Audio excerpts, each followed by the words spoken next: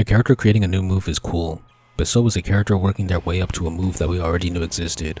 I call these benchmark abilities. First, an example character shows off their mastery of a specific ability, for example, Goku turning Super Saiyan. Then the target character works on using the same ability and eventually reaches the same level of mastery, like Vegeta turning Super Saiyan. Here are some examples, spoilers ahead. In MHA, All Might had One for All mastered, and we saw what the peak performance of the quirk looked like several times. This was the benchmark. Deku had the same quirk, but he struggled to use it.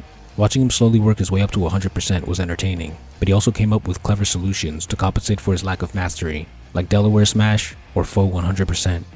Haikyuu had the perfect receive and the boom jump for Hinata. From the start, we knew what good receives looked like, but Hinata was garbage at it. Over the course of the story, he slowly worked on his craft until he could do an elite level receive on an extremely important play. As for the boom jump, it was introduced by the seagull when Kageyama was at a training camp. He tried to tell Hinata about it, but he couldn't do it. After practice, Hinata was finally able to whip it out successfully when he had no options left in one of the most hyped up games of the story. The zone in Kuroko is another example. Aomine's first use was the benchmark, Kagumi's use was the target. Next is Avatar. Lightning bending was a benchmark ability for Zuko and Aang. Lightning was shown several times, but then Iroh showed redirection as a benchmark. Zuko failed initially, but in an important moment against his father, he successfully redirected lightning. Then he taught it to Aang, who pulled it off in a high-stakes battle against Ozai. Seismic Sense is Aang's other benchmark moment. Toph, Aang's earthbending teacher, always used Seismic Sense to see.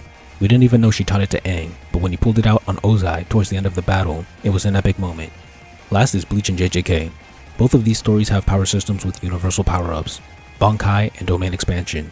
The main character is never the first to use it, so when the others set it as a benchmark, it's exciting to see the hero finally reach that benchmark. There are other smaller examples like Jiraiya and Naruto's Rasengan, Kakashi and Sasuke's Chidori, and Alibaba's full Jin equip. The secret behind the excitement that comes with benchmark abilities is setup and payoff. If a character uses a new ability for the first time, it comes out of nowhere.